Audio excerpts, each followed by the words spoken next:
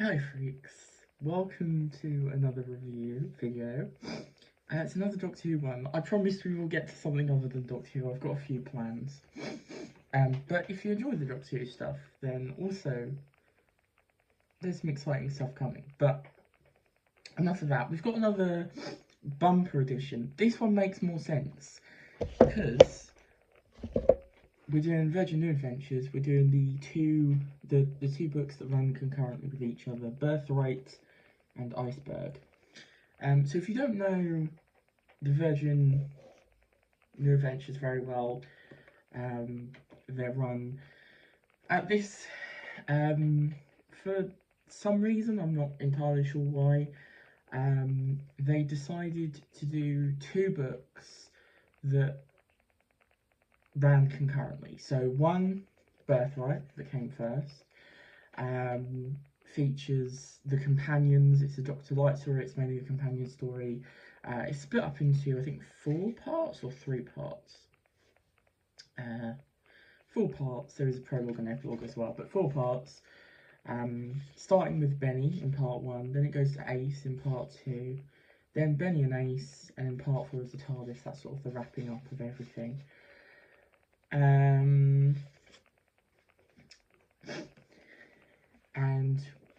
then the next book in the series, Iceberg, follows what was happening to the Doctor while this was happening, because he disappears in Birthright, and he's actually dealing with the Cybermen. So I read this a while ago. And this is another case of I'm doing it together because I just can't speak much on this. A lot has happened, so yeah, this was definitely one where I was like, oh, I'll get onto it, and just so much happened around that time. A lot's happened. But basically, to be honest, even then I don't think I had a lot to say. This is another one I think I'm going to have to say was a bit of a disappointment. So, Birthright, written by Nigel Robinson, who wrote one other book in the Virgin New Adventures that was before this, that came before this. It was the third in the Time Worm books. Time Worm Apocalypse, I think it was called. I enjoyed that book. I had a good time with it. I remember liking it. Not a lot of people do, but I enjoyed it. I thought it was a really solid, classic Doctor Who adventure. But a lot of people like this one better. I remember seeing, things, and it sounded really good. Now, I think this comes down to a few things. I think, again, a bit like Nightshade, I don't know if it was the right time to read this, which is unfortunate. It's got a beautiful cover as well. Look at that alien. I don't know if you can really see it with the glare, but yeah, beautiful cover. Yeah, so basically, I can't remember what I was going to say there. Yeah, so it was a wrong time, I think, and also it with everything going on, it just it took a while to read as well. So I would like to at some point reread this one, and perhaps I'll do an updated review when I get around to that. That'll be a lot later when I'm not, trying to get through all of these books, the Virgin Adventures. I don't know if it'll be when I've finished going through them. Perhaps it'll be when I'm sort of wanting a break. I've not got to that point yet, which is quite impressive, considering this was, I think, 17, this is 18, so we're close to the 20th book in the series. But anyway, what's this one about then? Yeah, so the things I did like, I really liked the idea, because the companions are split up here. So Benny is on Earth in Victorian London, the Doctor's disappeared, and the TARDIS is just not a TARDIS anymore. Like, it's got its shell, basically. It's just a police telephone box. And I think anyway, that's what I remember it being. And there's some sort of conspiracy, like, mystery thing going on. There's the spring-heeled Jack roaming the streets, and it ties into Ace's storyline where she's on this dead alien planet, where the aliens there are attempting an exodus to try and leave, because they're dying out. So the idea of this is really, really interesting. I like that, and then eventually they come together, and it's like the piecing together of everything. And I think the story is actually quite good. I like how you get the pieces in one section and then fit them together a bit more in the next section. To be honest, I think this was just a case of it was good, but just didn't really, wasn't really, oh, amazing, like I thought it was going to be. I really thought I was going to love this one because I do like Doctor Light stories. The idea of this one sounded really good. To be honest, even though this is like, I think this might be the shortest book in the series, it felt like there was some superfluous moments to me at the time of reading it. I don't know, it felt like there was stuff that wasn't needed. It was okay though, it was okay, I enjoyed it. I think I gave it 3 stars, it was fine. But yeah, definitely not one of my favourites. I would like to get back to it though, because I think perhaps in a different mood I might enjoy this one better, which is quite often what happens. On to the next one, which is a bit of a battered copy of this book. Don't know if you can really see that. Nice cover again, actually. I do quite like that cover. With the Cyberman hand trying to get Ruby there, not to be confused with Ruby Sunday. And the pagoda in the back, which is the TARDIS, part of the TARDIS, the plasmic shell or whatever it's called now. Yeah, so I finished this recently, so I do remember this one a lot more. I actually started this a little while back, like a few months ago, and I wasn't feeling it. I got maybe 30-40 pages in, I want to say. I could be wrong there. And it was okay, but I wasn't really feeling it at the time. But upon this actual, I got into it this time, and I really enjoyed this one. I think this one gets a bit of a mixed reviews, and I can see why. I can see why.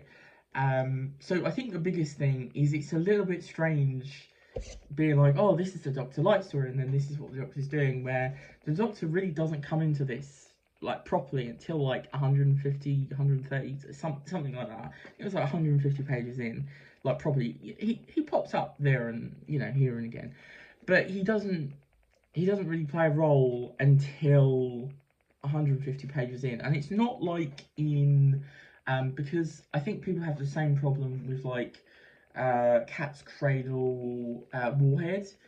The thing with that is he like pops up throughout the build up of it, but like he's continuing the story along. He's like part of that story, so we just don't know why he's doing what he's doing, but he keeps popping up and doing things to make the plot move. Whereas this, it really feels like they were like, oh, well, we've got to be like, oh, the Doctor is here, but you just have to wait a bit, so we'll just keep popping the Doctor in. He's just sort of like sitting around for most of the first half of this book. He's just kind of sat in different places. He's walking, he's contemplating things. Now, I do like his sections, actually. I think the stuff where he's contemplating, like, time and names and stuff, I quite like. And, to be honest, I was not expecting... So, David Banks, obviously, he played the cyber leader in the 80s. And obviously I get he obviously loves the Cybermen. he did so around this time, I think apparently it was his first book, Cybermen. He wrote this book that is basically it's a big sort of coffee table style book that's basically just like a history of the Cybermen, like in world history, in universe history, which is pretty cool. And I think he basically takes that what he created and puts it into here. But honestly, there's not a ton of it in here really. This just does feel quite. I was expecting this to feel more like Attack of the Cybermen, where it's trying to fit everything, all of the Cybermen history, and trying to arrange it in this tapestry. Like, oh, there's this and this and this. But honestly, apart from some, I will admit, kind of clunky implementation with like, oh, a history book. Let's go for our history book and see. It goes like this and this and this and this. But apart from that, honestly, it felt quite natural progression. I liked the fact, to be honest, I don't think he needed to add the history book thing in, because you kind of get the idea. Like, I mean, obviously, I guess he was sort of thinking, oh, what if someone picked this up who hadn't seen those adventures? But like, let's be honest, I don't know. I don't think. I don't know. I think the implementation was fine enough here. It was good enough without that thing. Because basically the idea is that like we see like from outside perspectives two other of their invasions. So we get the invasion storyline, and then we also get the 10th planet storyline as well. I quite like how they fit it together, and then how they build into this storyline.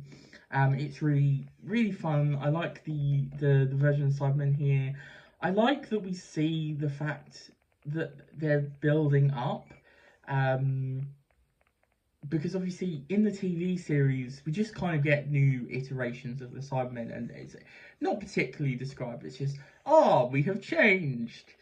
Whereas this, I think, is kind of fun to see, like, this is, like, before some of the later Cybermen stories, and, like, there is a couple of mentions of those, but it's fun how we see, well, the coordinator, and then we see them, I'm spoiling now, but we see stuff.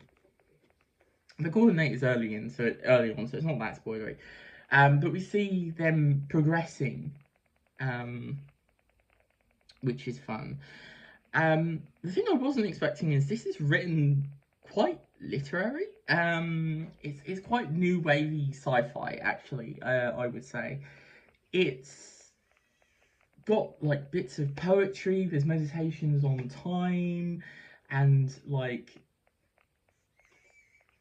there's like familial trauma and stuff, and we're talking about like this is a near future in 2006. At the time, near future, obviously it's not near future anymore, it's the past. But yes, we see the near future where they you know, the world has gone really badly. There's this whole flip over thing, where the Footback team is frantically devising a system to reverse the change in polarity. So it's the inversion of the Earth's magnetic field. So like there's all that going on. That kind of reminds me of the not the Silurians, the Ice Warriors. It kind of reminds me of the Ice Warriors, like the base, the ice that's encroaching, and with the computer and all that. Kind of reminds me a little bit of that. It's not the same, but it does kind of remind me of that.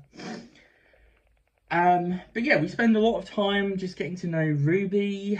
Is this character. I really like Ruby. I thought she was fun, and it's kind of a shame she doesn't become a companion. You get that, like, you get, to be honest, it's a little bit of a mean ending with, like, oh, she's gonna travel with him and go, you know, they're gonna travel together. The doctor's like, yeah, come on then.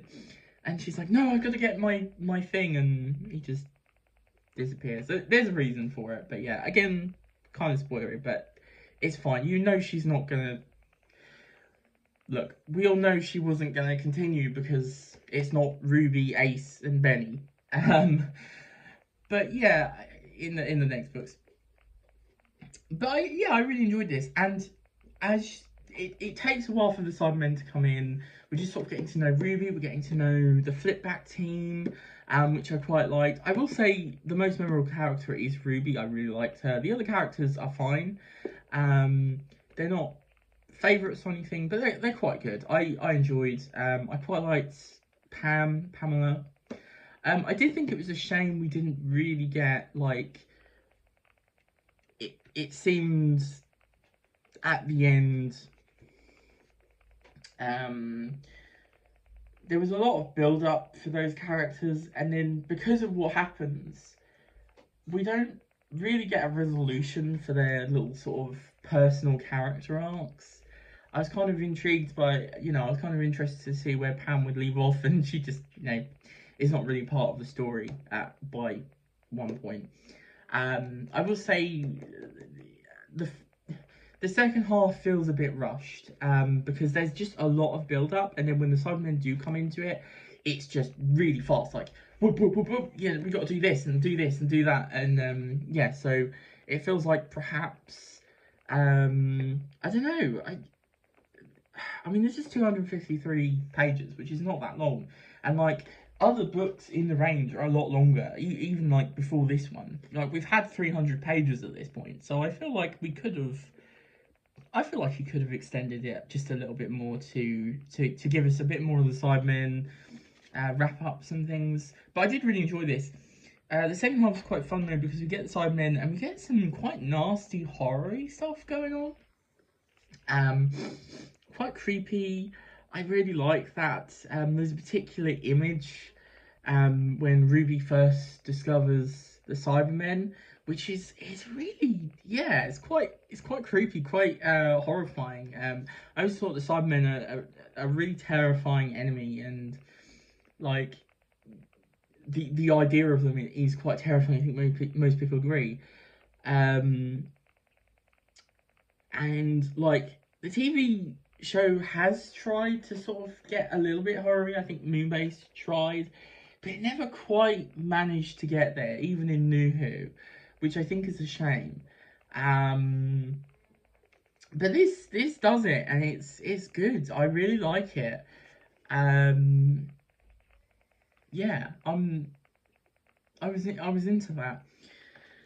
But overall, I thought this was a really solid book. I gave this 4 stars. I really enjoyed it. And I'm very excited now because the next book, of course, is Blood Heat, which is the first book in the Ultimate Time Cycle arc thing, which I've been looking forward to. I've been looking forward to since I started collecting this series. Been really excited for that set of books. All of them look really interesting to me. So yeah, I'm very excited. We're also very close to the 20 mark. I think I said this before, I think, but I could be wrong. But I think what I'm going to do is I want to do a bit of a look back on the books, on the Virgin New Adventures. I'm going to do that at 30, so when I'm halfway through, because we're not bothering with 61. We're not bothering with the Paul McGann one. So, not that I, you know, obviously love Paul McGann's and the 8th Doctor, but like the Virgin New Adventures for me are the 7th Doctor adventures. So at 30, which is exactly halfway for the 7th Doctor adventures, I will, once I've read that one, will just talk about my experiences so far, maybe rank them, and yeah, just look back at them. But yeah, 20 is quite exciting too. I'm excited to you know, the next one 19, and after that is 20. So yeah, very excited. But obviously, you know the old thing. Have you read these books? If you have, do let me know. Do you love them? Do you hate them? Do you just think they're meh? Or do you plan to read them? Are you getting around to them? And if you enjoyed the video, give us a like if you want. You don't have to. And I will and subscribe as well if you want to keep up to date. I'm very all over the place today. And also, of course, I will see you next time. Bye bye.